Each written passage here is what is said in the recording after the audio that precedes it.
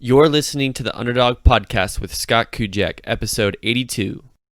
But Andy Andrews says, if you hang out with chickens, you learn to scratch at the ground and squabble over crumbs. If you hang out with eagles, you learn to soar to great heights. And that's where I was looking for different examples, and I found them. And God had put me in that situation where I could find them after I forgave my dad. This is the Underdog Podcast, and we bring you interviews from around the world of people including cancer survivors, war veterans, famous athletes, former drug addicts, entrepreneurs, amputees, and many more who became champions in the midst of life-altering adversity, providing you with an example on how to overcome your own challenges. This is your host, Scott Kujek, and I hope this episode ignites a fire inside of you to finish your underdog story. Hey everyone, thank you for joining me in today's episode. Last week, we kicked off episode 81, which was the official beginning of season 3, and it started a new era for Underdog Podcast. It was the first time that we had a video interview with a guest, and moving forward, all of our interviews will contain video content. Today's story is no different. We have Derek Stone. Derek Stone grew up in Alabama and parts of Mississippi and eventually landed in Nashville, Tennessee, trying to pursue a music career. However, once he kind of realized after a while that his music career wasn't going to take off like he had hoped, he switched gears, transitioned into the construction industry, and a few years after that, he launched his own construction business. And now his business generates over $1 million in gross profit every single year. He's a remarkable husband and father, and one of the most key important details of his story is his journey to forgiving his father. His father was not around when he grew up, and he suffered a lot of pain because of that. So forgiving his father as an adult took a lot of time, but he's so thankful that he did it because it opened the doors to a new relationship and to so many other things. And since this story and Derek's story is revolving around forgiveness, I think it's a really key topic, especially in today's world, in this week's world. It would be ignorant of me to say that I don't understand what's going on in the world. The George Floyd killing just happened, and a lot of people are upset, and a lot of people are protesting throughout the nation. That officer who wrongly handled George Floyd deserves to go to jail for a very, very long time. What he did was despicable, and there's no excuse for it. What people are doing in protest, in terms of violent protest and burning buildings and breaking in, that is also wrong, and that should be stopped. And people should be able to protest, but protest in peace.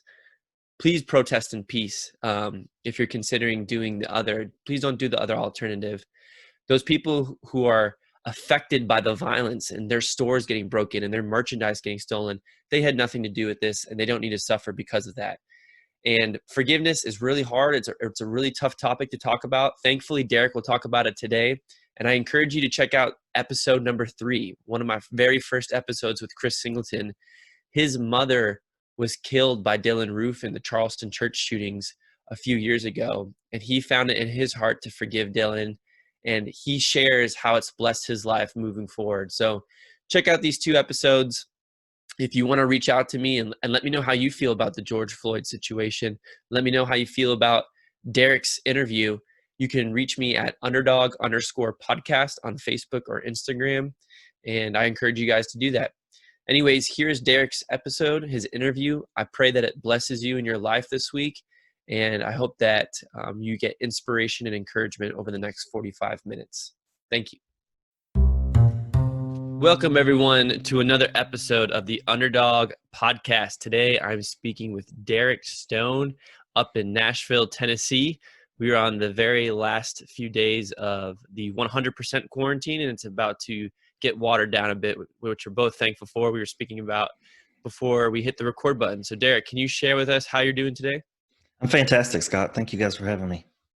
Yeah, thanks for being on Underdog Podcast. This is going to be a fun episode, a fun interview. Derek has gone through a lot. He went through a big career change, which was for the better, but it was really hard to give up what he was passionate about before. And then he also has a tremendous story of forgiveness and how he forgave his father for a lot of the stuff that happened in his childhood. So to kick things off, Derek, can you share with us what your home life was like growing up, and where did you grow up at a young age? Yeah. So when I was growing up, I lived in my mom was divorced.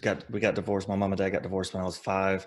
We kind of bounced around a little bit from my grandma's in the summertime to my aunt's during the year for about 2.5 years. Well, about 2 years, and then my mom finally just said we got to get our own place and got us in a Section 8 project house neighborhood. It was in a neighborhood of Section 8 houses in Mobile, Alabama, off of Dauphin Island Parkway, and it was kind of crazy, that neighborhood, man. And I lived there for 10 years, and then we moved from there to Baldwin, Mississippi, going into 11th grade, which is right north of Tupelo, middle of nowhere kind of thing. And and then from there we ended up being in that. We spent 10 years there, and then moved to Nashville in 2010. So childhood for me was very, when I go, the high school I was going to, was I was a minority. There was about 95% African American and about 5%, you know, Caucasian, and so there was always tension, not really on purpose. It really wasn't in school where the tension was, but it was a lot in the neighborhood. I mean, I got in several fights. Of course, I was pretty good at fighting because I had 2 older brothers. So, That always well, helps. it's nothing to brag about, but I mean, I have my own shoot. No, um, but yeah, no, it was a lot of that. It's kind of what it looked like, and so um, I was sexually abused by my stepfather from 8 to 12. And then when my mama finally realized what was going on, she divorced the guy, and then 2 years later, I believe we moved to Tupelo. So yeah, it was our Baldwin right outside of Tupelo. So yeah, it was pretty rough going on, and that's one of the reasons. Like I said, I was like, forgiving my dad was one of the hard things, because I blamed him for all that, because I felt like it was his job to be there to protect us, and it just wasn't there. So That is a rough start to life, and um, especially where you grew up in the deep South in the minority, and what you experienced from your parents and your step parents is not something that a lot of people can say, oh, let me raise my hand because I experienced that too. That's definitely a unique story, and it's filled with a lot of pain. What was your relationship like specifically with your parents? Obviously, your stepdad was a monster, but for your mom, did you have any bitterness or anger towards her? And then for your dad, pre forgiveness, so growing up through childhood as a teenager, what were your emotions towards him? well, I would say that for my mom was hardly around because she was running around working 3 jobs. Sometimes it was three, most of the time it was two. And if I ever saw her, it was like around 7 or 8 at night, and she was cooking supper kind of late, and so I'd be hanging around her in the kitchen. So I know how to cook. My wife appreciates that. um, but but yeah, I mean, more of it was geared towards my stepfather and my dad, because I felt like, because your brain tries to look for somebody to blame. Why am I going through all this? And so I just, with my father, he was there every other weekend until 6th grade, and then he moved to Texas, and where we only saw him in the summertime. So, um, you know, it was it was just I was just an angry dude, and I just never had the guts to tell him what was going on, because every time I felt like I had the courage to say what was going on. Um, I would be like transported somehow in my mind into this courtroom, and I'd be on the witness stand and having to relive every one of those moments, which I didn't want to do. And then not only was not only was I on the witness stand in front of these people, but I could hear what everybody was saying in the crowd, and they were accusations like, "Oh, you brought this on yourself. You deserve this." And I'm like, and it just, I guess my mind at 10, 11, 12 years old was just trying to protect itself. So it was like, no, forget that, dude. You don't want that. You don't want that shame. You don't want that guilt. You don't want that accusations and stuff. So I just never told. And my stepfather was one that said, if you tell anybody, they're going to take you away from your mom. And I mean, I love my mom, and this just one of those things where you just like, dude, what would I do away from my mom? So that was kind of the driving factor of why I kept it a secret. So you're harboring all this in as a young kid. How did you find comfort in the most lonely and painful nights by yourself? Um, Man, it was for me really. It was just hanging on to God, man. You know, not knowing why you're going through this, but it was, people say, well, how are you still Christian? You went through all that. I'm just like, well, really, it was all I had to hold on to. And so, praying it was going to it was going to be done with, praying that he wasn't going to come in, you know, you'd get up in the middle of the night and your brother would go use the restroom because we shared a room, my twin brother and I. He'd get up to go use the restroom and he'd come up. I'd get out of bed just to go make sure that he locked the door behind him to our bedroom. And, and then get back in bed. So, it's just, and the thing is that, man, I live behind a facade. Nobody growing up would have known this was going on. My best friend, I think, knew what was going on. He later apologized to me, which was kind of crazy. He later apologized to me because he was afraid to say anything because he himself got taken away from his parents when he was young. And, and then the state gave him back to his biological parents. And he says, dude, it was so miserable, man. He goes, I don't wish that on nobody. And that's the only reason I never said anything to anybody, man. And I just want to, he's like, I just want to apologize to you because I feel guilty about not saying anything. And I was like, man, dude, you're good, man. You're in your mind, you were protecting me, man. And, I appreciate that, and so yeah, but it was, like I said, on the surface, man, I was living behind this facade, man. I was a party looking for a place to happen, Yeah.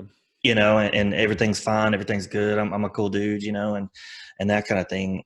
But on the inside, when I got alone, man, it was just eating me alive. Like so many times it was just like, I don't want to live anymore, that kind of thing. And there was this place I found on the Mobile Bay, which was about a little short walk, almost a mile from my house. And I'd go out there, man, and just sit and watch cargo ships and seagulls and the waves crashing in. And there was a cool little restaurant on the corner, and you'd hear patrons in there and dishes cleaning, people laughing, and I'd go there and watch the sun go down, or just sit there and watch the stars at night, and just pray for a better life, trying to define what a better life looked like, and praying that God would just get me through it, and you know, there I could let all my walls down and be who I really wanted to be, and so that's really what those times on the beach, man, really kind of pushed me through that time. That's a cool picture that you just painted. Thank you for sharing that, because that's a near and dear memory to your heart, sitting on that bayfront and listening to Mm-hmm. all those different things. Thank you for sharing what you said about faith as well. I think when everything is stripped from us, the one thing that we have left that no one can ever take from us is our faith. And Mm-hmm. it's, whatever somebody believes in. Thankfully, you and I are both Christians, so we Mm-hmm. believe in the same thing. But having that belief in something greater or a higher purpose, that there is a reason behind all this, definitely helps people get through things. And over my many, many interviews with guests, they've all shared a similar sentiment. So there was a lot of things going on in your life, and I know you needed some stress relief outside of the misery that you experienced day in and day out. And I know one of those things was playing music, and that's kind of where you kickstarted your career, and that's what you pursued when you were done with high school. Can you share the beginnings of your music journey? What instrument did you play, and then what was your overall goal in terms of pursuing music and moving to Nashville? It was just it was therapy for me. Learning, playing other songs that just gave you this feeling of everything would disappear, when you were playing these songs. And so I would just, and really it happened in ninth grade when I was inspired while I was with my dad in eighth grade, and by this band they played two different bands played a song, one Zero by Smashing Pumpkins, and the other one was Smells Like Teen Spirit. But this is back in the 90s, man, I'm dating myself. But, so we went and I was just like blown away by the crowd was just going crazy. I was like, dude, I've got to do that. So I picked up this old guitar I had of my great grandfather's, and I just started learning to play any way I could, just being, just persevering and learning, pushing through. Acoustic or electric? It was acoustic at that time, and then Okay. I finally got my electric in that Christmas, and we got invited to go try out for a school at BC Rains, which is a 5A high school. So it's a pretty big football school, and we got to try out for this talent show. And to this day, after the talent show, man, we rocked it. We killed it. They haven't had one since. So we got to this. We did this talent show, man, and me and a buddy, my best friend that I told you about earlier, we played a song called "Everlong" by the Foo Fighters, and we were number 3 behind 2 acts that did some soulful songs, some slow songs, and then we came out with electric guitars, and the people went nuts. And so crazy that the freshmen in my class broke the bleachers. Like 3 kids fell off the end of the bleachers. I was like, dang, dude, they just fell off.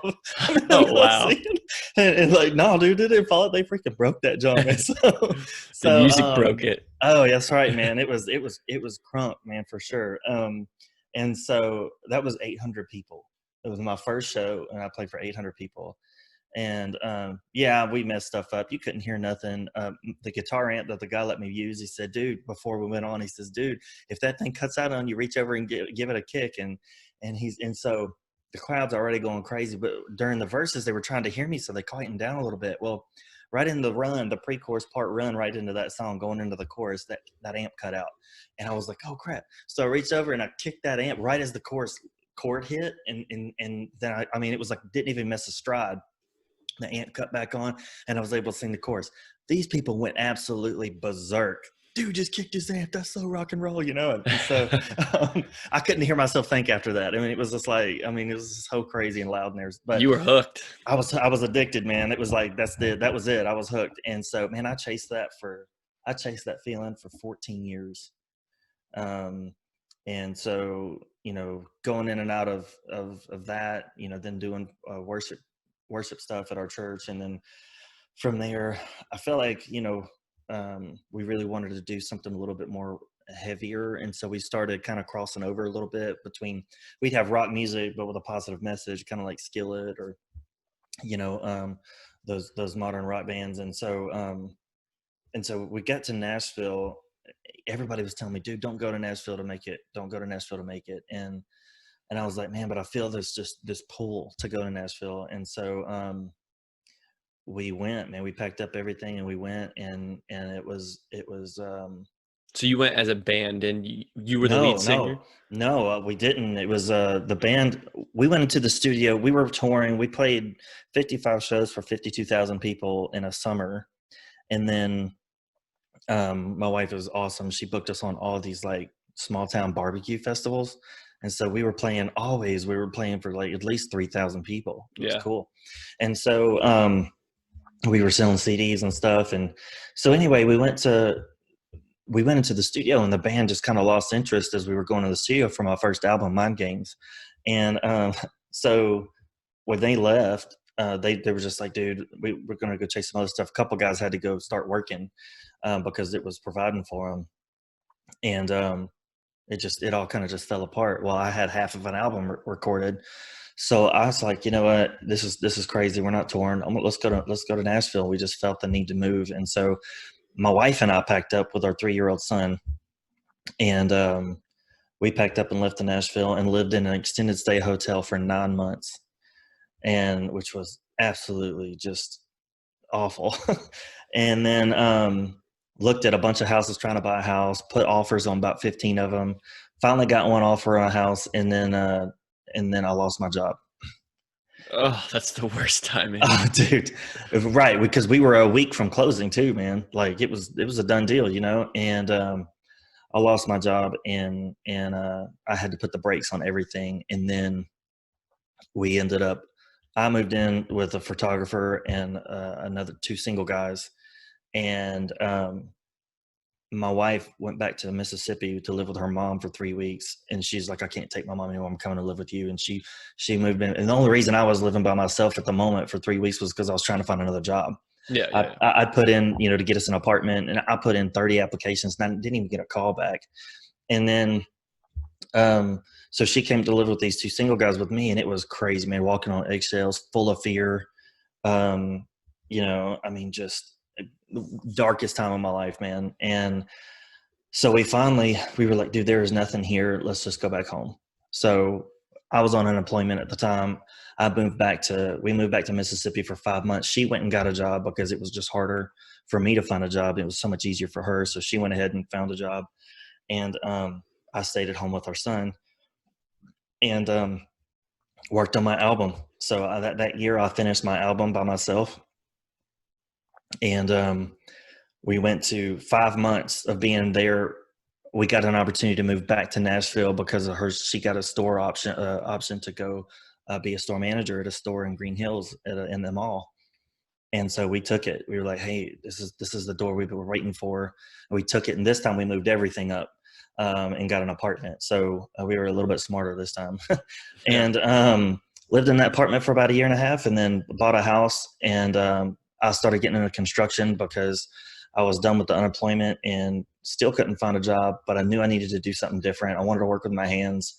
And so we went to that, and I went to a small group, and I met a guy who's a general contractor, and he said, "Hey, I said, hey man, you need any help?" And he says, "Yeah, we're covered up right now." And they interviewed me the next day, and then they hired me at $15 an hour, which is more money than I'd ever made at the time, because I was with Chick-fil-A for 7 years.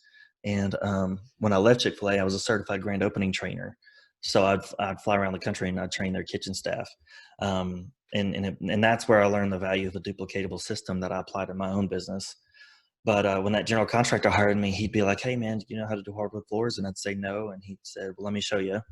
And then the same thing was, "Hey, you know how to do tile?" I'm like, "No." He goes, "Let me show you." And so just getting in there and doing the hard stuff you don't know how to do, man. And if I came across something that I had to do and there I was getting paid to do and didn't know how to do, I would just jump on YouTube. And my YouTube YouTube's channel, such a great resource. I know, man. And so there's always somebody doing something. And that's one of the things I have a YouTube channel and I do a bunch of how-to videos as well. And it's really just to give back to that audience, because man, they gave so much to me. They allowed me to change my life situation, and all the guys that put how-to videos on YouTube. So in 2014, my business was doing so well, and we had reformed another band to promote the album Mind Games, and then we went to the studio with that band and changed the name from Derek Stone to Forevermore. Oh no, I'm sorry, to Flawless Pursuit. And Flawless Pursuit put together an album. It was a 4-song EP, and started touring off of it. But then something just kept happening. Like venues were being crazy. Bands weren't helping us promote. Promoters weren't helping us promote.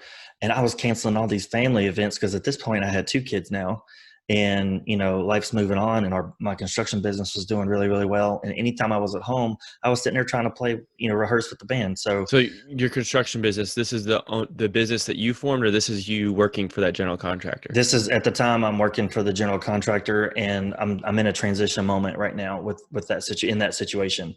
I'm Gotcha. working for not only him, but I'm also working for another contractor that's paying me $20 an hour, and I'm punching houses for big builders. So that construction business was really it was really taking off and providing, like I said, way more than anything I'd ever done before. And so I realized something's got to give in my schedule. So I called a mentor of mine, and he said, "Dude, if it was going to happen with all the experience you've had and things, doors that have opened and closed, it would have happened by now." And it was a tough pill for me to swallow. And so I made the decision in 2014 to stop performing. And then that contractor I was working for started doing some shady stuff, and he let me. I told him, I says, "Look, man, I think it's time for us to part ways."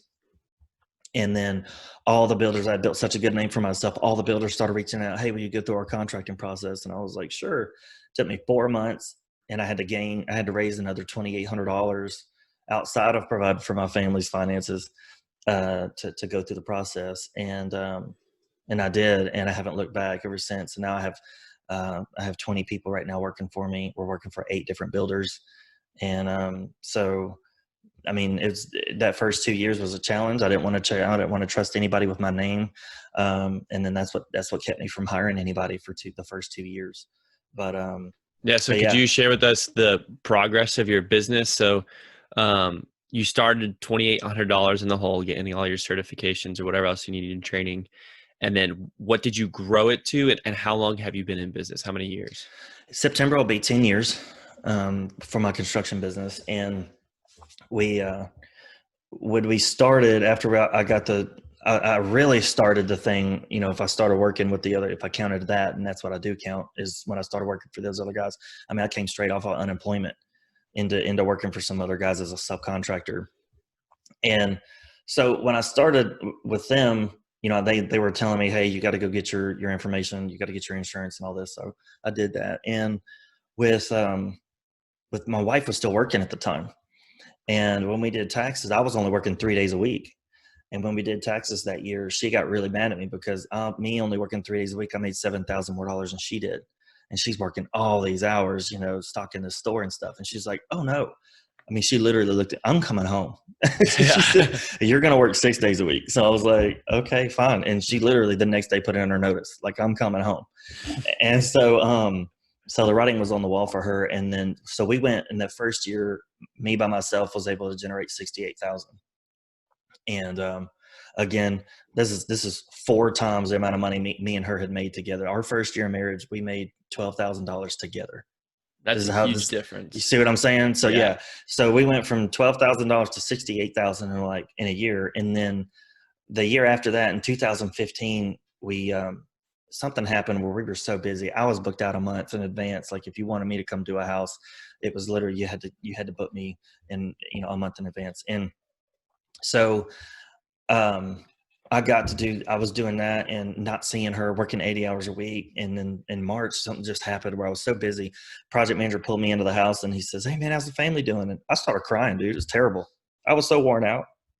I started crying. I was like, dude, I have no idea. I haven't seen him in a month and a half, you know? And he goes, dude, you need to take some time off or hire somebody or something, dude. And so I was like, that's what I need to do, man. I need to get off this fear thing of trusting people with my name, and I just need to do it. And so I hired my first guy and couldn't believe it. I was like, man, I should have done this a long time ago. Then 9 months later, I had 10 guys working for me. Nice. I mean, yeah. And so the whole time I'm going, anytime when I started hiring any kind of thing I'd stumble across, I'd systematize it. And that was the Chick-fil-A in me, was like, all right, you need to take care of this now or you're going to keep dealing with this problem. So, you know, so we would systematize everything. And that started to happen with training. Training started evolving. And then, you know, so when we would onboard a new guy, we'd send them through this training, and then all of a sudden they know exactly what they're doing. And so we'd put them in there, and they would do it. And we had some situations where we had to let some guys go and get some new people in, but for the most part, it happened. And then 2016, my wife got diagnosed with a rare type of cancer. It's called synovial sarcoma. And there's only 3 cases in the world known where she had it, which was in her right tonsil. She had 2 weeks later after being diagnosed, she had an 8-hour surgery, hooked up to all kind of stuff, a tracheotomy, feeding tube. I mean, just all crazy. Over 90 something puncture wounds on her arms from IVs and stuff. And then 3 weeks after the surgery, she had to learn how to swallow again because they had taken a section of her tongue out down here. And her soft palate in the top, they had to kind of construct that. And then after that, she started 33 rounds of radiation, and our business quadrupled in size at the same time because I hired a field manager, and that field manager turned into 2 field managers halfway through that year, about 6 months into that year of 2016. So I hired those guys, and those guys were able to duplicate. So they were a duplicate of me, and they were able to duplicate what I wanted because I was still trying to help, you know, the wife, and like being sensitive to what was going on with the kids. My mom came in, her mom came in, my sister came in to help out, and just a real cool like togetherness moment happened for our family. And then that's the year we went from 10 guys to 28 guys working for over 14 builders. And we made over $1.2 million in revenue that year. Whew, that is a big difference. Crazy. From 12 grand, huh? Yeah, big difference. You know, praise God that your wife is now healed, right? She's 4 years cancer-free. Yep. That's amazing. And especially for something that's so rare, only 3 cases in the entire world. That is nuts. And for your business to quadruple, for any business to quadruple in that short amount of time, that can honestly be more of a huge problem than it is a blessing, because now you're trying to scale and figure out how you're going to manage that. But thankfully, you continue to hire and get people in place. And during that crazy season of life with your wife having cancer, that quadrupling the sales was able to pay for those medical bills and pay for overnight stays and everything else that goes with that. Can you share now, Derek, where you stand today, 10 years in? Are you still making 1.2 million in gross revenue every year? Or is it much more than that? Well, right now it's we got rid of in 2017. We got rid of a lot of builders that weren't paying because that was a big problem. I turned into a bounty hunter, and I hate being that guy, man. And so I was like, man, something's got to give. We've got to find the right customer with the right fit to pay the way that we need everybody to pay. And so I had fired a bunch of people, a bunch of customers, but didn't realize, oh, dude, you got to find some good ones, you know. And so it took me till 2019, because 2018 I was just kind of in the wash, in the mix of it. And in 2019 we started to hire, go after some more builders, and so now we're working for not 14, but we're working for 8 consistent builders and we've grown from a macro level of just like send them a punch guy, let's figure out what they got to do, to now we're doing it on a micro level where it was like each individual builder gets their own rep, and then that rep defines exactly what it is that they want us to do when we go into a house. That way there's no changes, there's no, because what was happening is we were intermingling all these builders, and one builder be like, no dude, I don't want you to do that, where the other builder's like, dude, can you please do that? Talk Yeah. about the same exact thing. So it kind of different. And then one of the things we've done is we differentiated a little bit. We're not just doing punch. It's still 68% of our business, but we're moving into some items that are more profitable, like screen enclosures, which we just branded screen enclosures by So you Starline. don't do, so you're not limited to just new builds. You also do renovations. Yeah, we try to. Yeah, I mean, if I'm going to lose money anywhere, it's going to be on a renovation. Okay. We try to stay. I haven't done a whole lot of those. We do a lot of decks though, a lot of custom decks for people with the roof, and then we enclose it with with screen. Um, And then in new construction, we've got this new product called Quick Flashing that we also install as a turnkey. We're the first turnkey installer in the country, certified and turnkey installer in the country. And so what we've done is we've moved into things that are more profitable, so we can still make the same money with less people. And so yeah, we're still doing around $1 million, a little bit more than that, but it's been because we've done it with less people, less builders, but with more profitable items. So yeah. That's a really cool story, and just how your business has had to pivot here and there and make Mhm. different changes. And it's just so cool to hear about this kid from Alabama / Mississippi growing Mhm. up and all the things you've gone through, and now you're running your own business. I mean, you Mhm. started as a musician, and now you're running your own business in the construction industry. That's just wild. Um, so I want to go back to something we talked about earlier in your story, which was learning how to forgive your dad. Um, when did you revisit your childhood past to get to that point, and how did you decide to forgive your dad? What went into that? Well, there was a this is kind of a, I was at a conference, and what really made me inspired me to write the book, Why Should I Forgive, was I once my business did over $1 million, I was so grateful that I wanted to go back and see what it was that triggered my journey to success. And How old are you at this point? I am 20. I'd say I was actually 30, Okay. 31, 31. So I'm 31. I go back to looking at my life to see what it was that triggered my journey to success, and there was a series of events that happened, and all of them pointed it back to this one decision that I made to forgive my dad.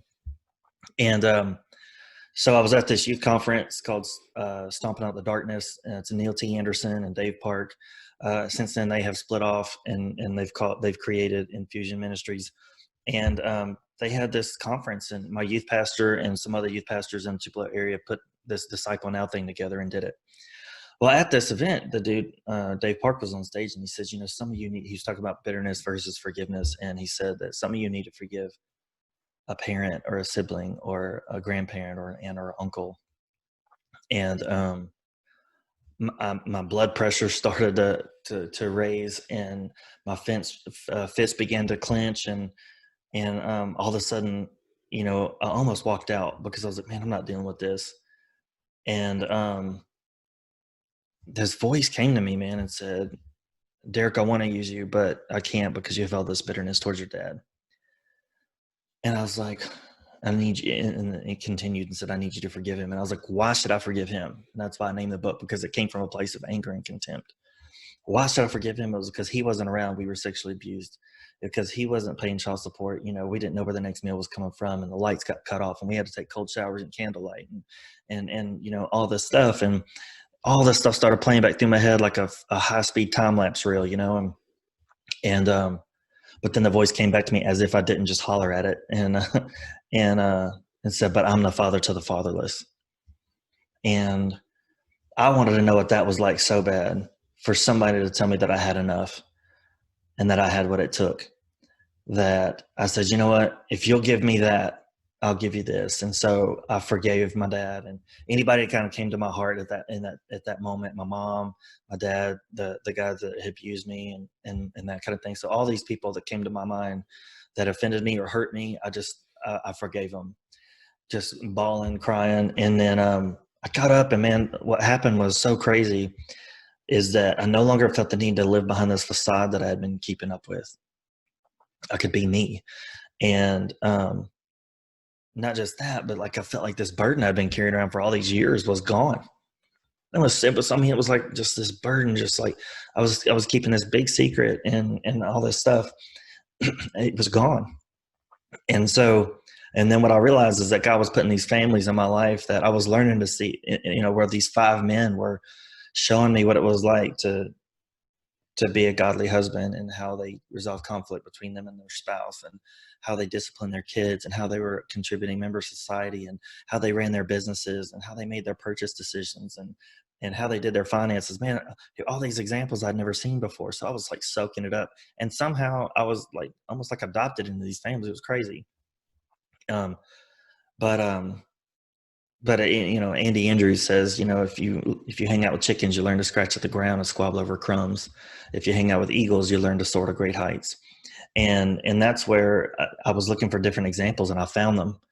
And God had put me in that situation where I could find them after I forgave my dad. And so, if you fast forward, because my prayer became, God, would you restore the relationship between me and my dad? And because I'd reached out a couple times just with a cold shoulder, and he was bitter and hurt, and I get that. you know um and so I had 6 years later, I was in the deer woods hunting in Mississippi, and my phone rings, and it's dad. And I was like bracing myself for bad news, because he only calls on our birthday, or on if somebody on his side of the family was in the hospital or dying or something. And uh and he answered the phone, and he's like, hey Derek, how you doing? He was all excited and stuff. I was like, hey dad, how's it going? And he goes, you got some time to talk? And I'm like, yeah. And so he says, look, I don't want to be known as somebody who walked out on my kids, and I want to be in your life and in my grandkids' life. And he goes, I want to ask if you'll forgive me for the way I've treated you guys for the past 10 years. And Wow. yeah, Whew. yeah, man, crazy, right? And so Out there I hunting in the woods, you about to start crying. I know, right? I know, dude. So I smiled, man. I put the biggest smile on my face, because I was like, I was the only sibling, and I knew too that he was going to get this response from, because the both of them, none of the other ones have dealt with it at this point in time. They have, a couple of them have since now. One of them still struggles, um, but I just put a big smile on my face, and I said, Dad, I forgave you a long time ago, but I've been praying for this day for a long time.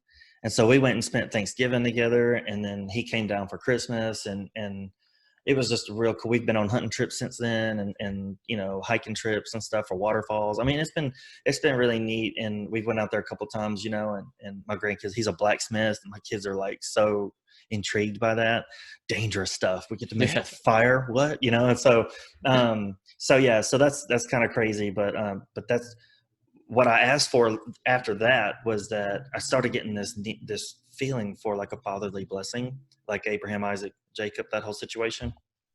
Um, and and he gave it to me a month after I asked him for it. He gave it to me, and he spoke this stuff over Deuteronomy over me in Deuteronomy 18, which is like, you'll never be the lender or the borrower, you'll be the lender, and you'll be, so all this cool stuff. And I felt like I was getting knighted, man. It was like, freaking go conquer the world, you know what I'm Yeah. saying? And so that moment, I don't know if it was just, I don't know what happened, but in that moment, everything in my life started to change. At that moment, I got a hold of a book by a guy named Andy Andrews called The Traveler's Gift.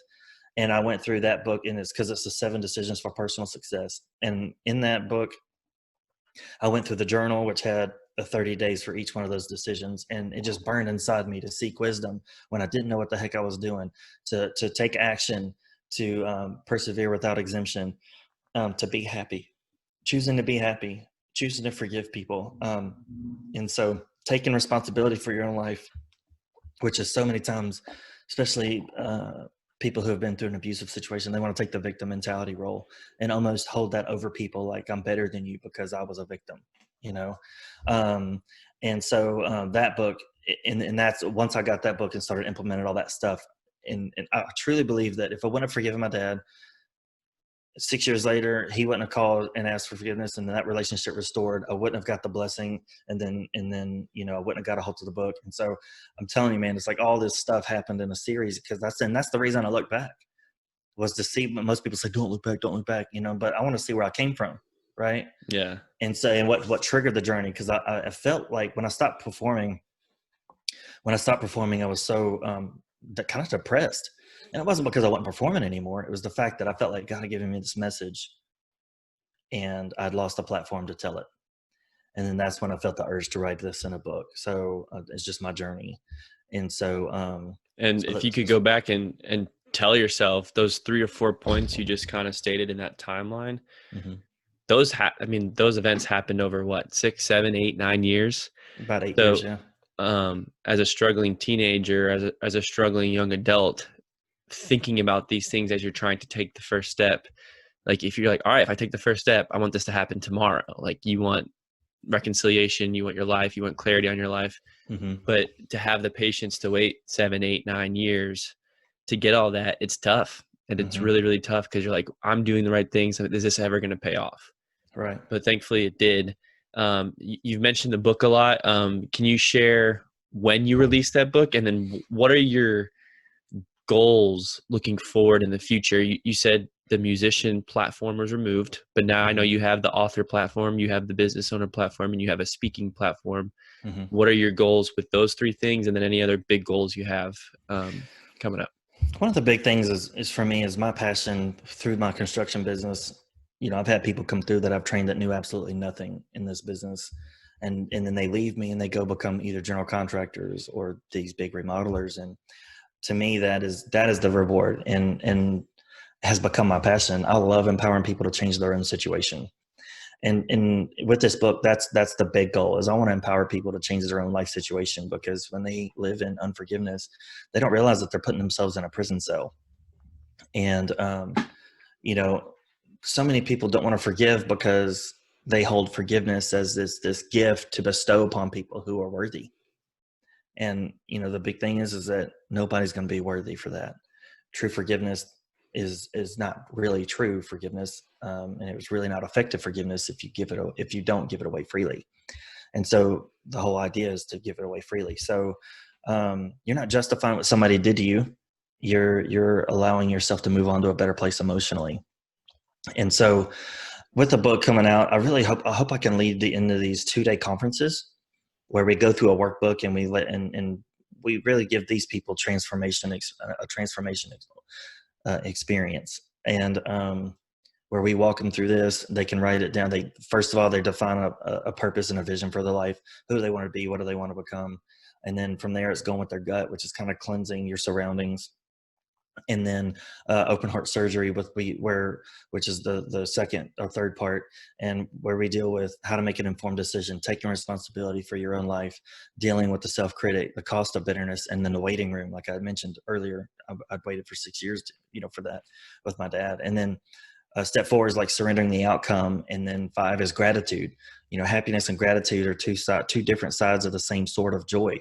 you can't be a happy person if you're bitter, angry, and resentful. And so, and then at the last step in the book is really what forgiveness looks like in a marriage. So, so with that, I want to walk people through this whole situation of forgiveness. And I don't have an MD, MBA, or a master's degree in psychology or anything, but this is a real true life journey, and it's a story that I want to help people walk through, because so many people, that's the next question they ask is, but how can I? And that's what I want to show them, how to do it, and with these steps. And so with that is the 2-day conference, and then the speaking gigs and things like that. And then after that, it's just see where it goes. I have 2 more ideas for 2 more books. So, and so this one's really exciting. This book should come out. It'll be out, I know for sure, on Kindle. It'll be out June 1st on a Kindle. And then the paperback will be released with the audiobook at the same time. The audio, I just got the editor back yesterday, so we're going to be doing the audiobook in the next week or so, to try to get that all done. So yeah, it'll be, the paperback will probably be a month behind that, the Kindle version. So yeah, and if you want to go get a pre-order copy of it, you can go to derekstone.online, which is DEREKSTONE.online. You can their Facebook links are there too, so I'd love to have a chat with you and have a conversation with you, and maybe help you with something you're dealing with. And so yeah. That's great. Best of luck with the upcoming launch. And that sounds like you've put together a really cool perspective of, here are my 5 steps that I found successful. And, I don't have the certification of the education or training, but this is real life scenario. And I can tell you as a humble kid from Alabama, this is That's what right. happened and this is how it worked. So I really like your approach to that. It's much different than what a lot of the big wig psychologists put forth today. Mm-hmm. So Derek, we'll move to the last 3 questions I ask every single guest on the show. Interested to hear what your responses are compared to everybody else. Number 1 is, what is your favorite quote? Right now, my favorite quote is by a girl named Cheryl Richardson. And it's, if you avoid conflict to keep the peace, you start a war inside yourself. And to me, that means so much of, like, sometimes we avoid conflict to keep peace, and all it does is it rips you apart inside, because then you, at some point, you're bitter, you're thinking about it, you're mulling it over, you're just like, dang, I should have said this, I should have said that. And those are all regrets, right? So it's one of those things, is trying to live your life with, I think everybody's going to have regrets, but try to live your life as transparent as possible, and try to figure out a way to say things that you need to say in peace or in love. Hey man, look, I love you, but, like, this is a situation that we can't tolerate anymore. Or, I love you, this is a situation that we need to take care of. Or maybe you need to get retrained in this, or, that kind of thing. So it has haunted me when I don't say something I know I should say, and I don't do it. So I try to do the best I can nowadays in love, and just tell people what I'm really feeling. That's awesome. Conflict is definitely something that people struggle with, but conflict leads to progress as long as it's a constructive conflict, For not sure. um, uh, conflict that is finger pointing and things like that. That doesn't really work. But yes, Right. conflict is needed. I have not heard that quote before, so thank you for sharing. Number Sure. 2 is, how has being an underdog in your story shaped you into the person that you are today? When we moved back, I had mentioned we moved back to Mississippi for about 5 months.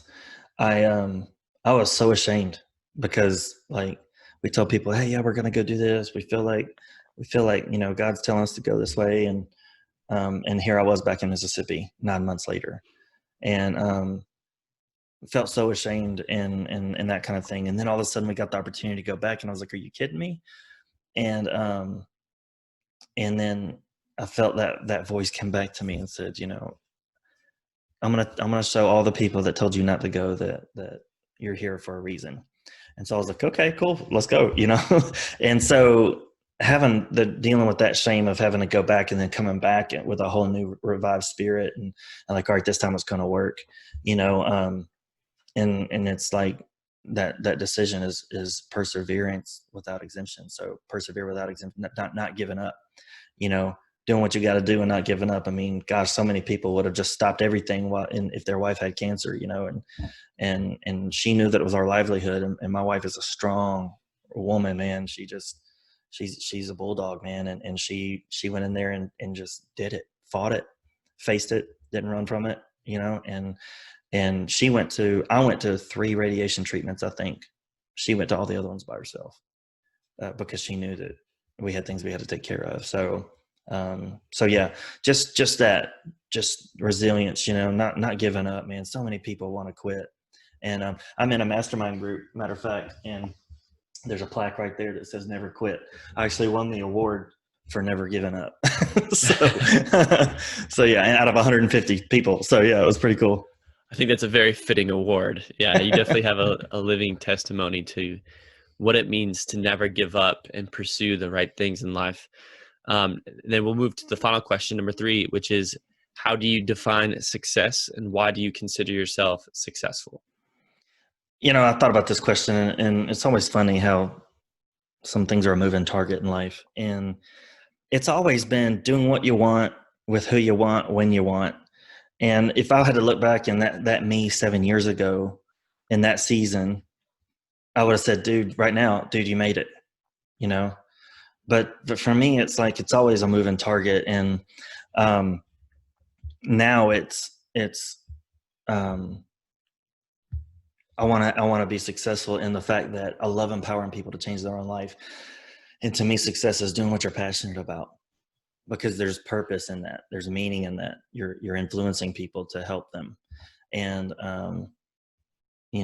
Zig Ziglar says, if you help as many people as you can get what they want, you'll always have what you want. And that's just been my passion. And this business highlighted that for me and showed it to me. And that's kind of what I want to move forward with. Is success to me is being able to empower as many people as possible to change their own life. And I may never know what that reward for that is on this side of heaven, but at the end of the day, I'm just trying to help people get out the trenches and get in the game. Amen. I love it. It's a good mission. How can people connect with you? You said derekstone.online. What about other social media profiles? Yeah, Facebook. You can just I don't know. There's so many Derek Stones on Facebook. So on Instagram, it's Derek F. Stone. You can look at Derek Stone. You can also find me on YouTube if you want to check out some how-to videos. I don't know if you're in construction, but yeah, that's SR&R TV. And so, yeah, Derek Stone Online has all the links to my social media. So if you want to go there and then click on the feed, they will take you to the feed. So, and then you just request to be my friend and we'll start a conversation. Cool. Well, I'll put that in the show notes. Everyone go check out Derek. Make sure you get a copy of his book. He definitely gave you a lot of great insight into the book, but I know the book has even more details and more stories and more words of advice that are applicable across our entire lives, because no matter who we are, where we live in the world, there's going to be a time or multiple times where we have to forgive somebody when we don't want to, and it's really, really tough. Derek, good luck with your business this year, and thankfully you are listed as essential during this quarantine and coronavirus, but I know that things will be kicking up in high gear once the quarantine is removed. And thank you for coming on Underdog. You definitely had a unique story and a lot of different transitions and pivots in your life, and you've wrapped them all together in one amazing underdog story to bless us and motivate us to do the same. Thanks, Scott. I appreciate you having me.